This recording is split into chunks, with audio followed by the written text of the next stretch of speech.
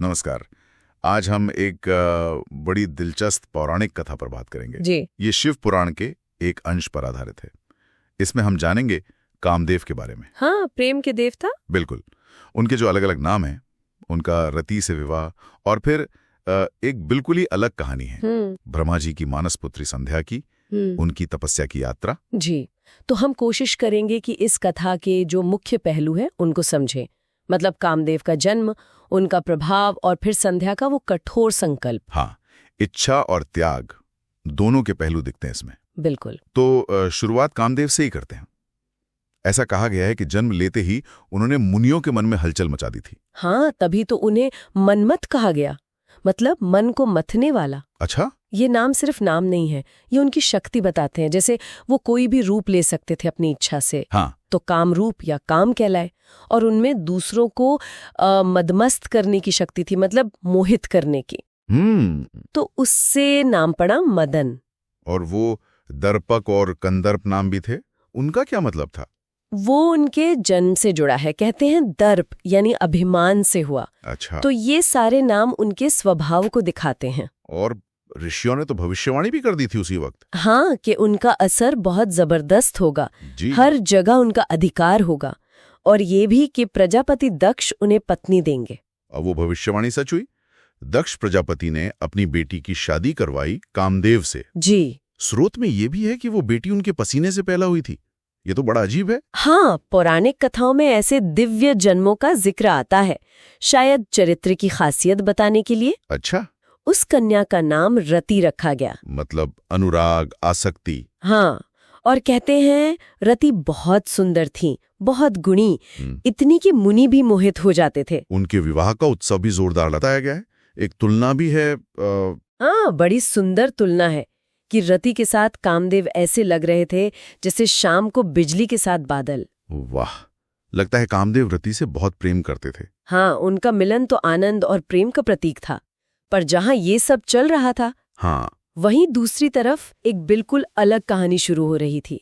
ब्रह्मा की मानसपुत्री संध्या की। मानसपुत्री मतलब? जो मन के संकल्प से जन्मी हो। अच्छा, तो उनके साथ क्या हुआ? कामदेव के विवाह के बाद कहते हैं संध्या के मन में सकाम भाव आया, मतलब दुनियावी इच्छा। जी। और इससे उन्हें बड़ी ग्लानि हुई, पश्चाताप हुआ। उन्हें लगा कि ये भाव ठीक नहीं है, खासकर जन्म के फौरन बाद। तो इसी पश्चाताप में उन्होंने एक बहुत कठोर फैसला लिया। क्या फैसला? तपस्या करने का, और अंत में अपने शरीर को अग्नि में समर्पित करने का। अग्नि में? ये तो बहुत बड़ी बात है। उनका मकसद क्या था? सिर्फ अपनी शुद्धि? नहीं, उससे भी बड़ा।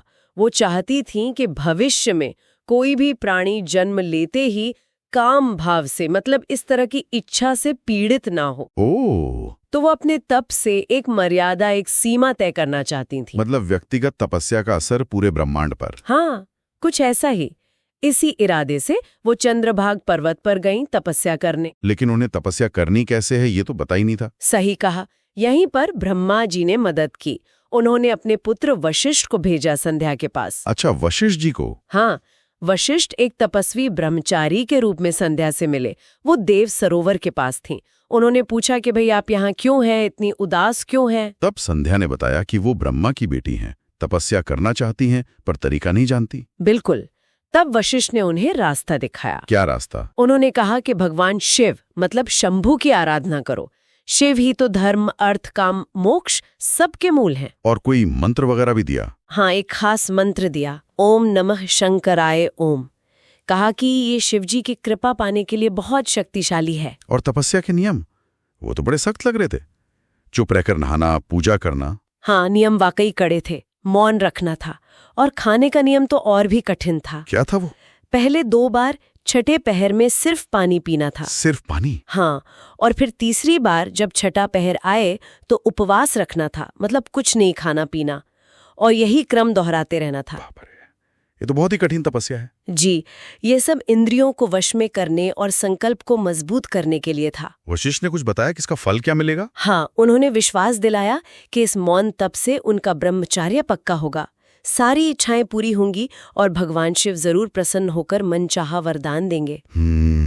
और ये सब बताकर वशिष्ठ जी वही अंतर्धान हो गए, मतलब गायब हो गए। और स्रोत में आली संकेत है कि संध्या तप के बाद शरीर छोड़कर फिर मेधा तिथि ऋषि की बेटी अरुंधति बनेंगी और उन्हीं वशिष्ठ से शादी करेंगी। हाँ, ये तो एक पूरा चक्र है। तो कुल मिलाकर इस कहानी से दो बिल्कुल अलग रास्ते दिखते हैं जी। एक तरफ कामदेव और रति का वो सहज सांसारिक प्रेम है, और दूसरी तरफ संध्या का चुनाव हुआ रास्ता, आत्मशुद्धि और त्याग का, कठोर तप का। बिल्कुल। एक तरफ इच्छा है, दूसरी तरफ उस पर नियंत्रण या त्याग का संकल्प। ये वाकई सोचने वाली बात है। और शायद यही सवाल हम अपने श्रोताओं के लिए छोड़ सकते हैं कि इन कथाओं को देखें तो तपस्या और सांसारिक इच्छाओं के बीच ये जो संतुलन है, इसका असली मतलब क्या हो सकता है? हाँ, क्या ये संतुलन सिर्फ हमारे लिए जरूरी है या इसका कोई बड़ा ब्रह्मांडीय महत्व भी है, जैसा संध्या की कहानी इशारा करती है? जी बिल्कुल, इसी विचार के साथ आज की बात समाप्त करते हैं।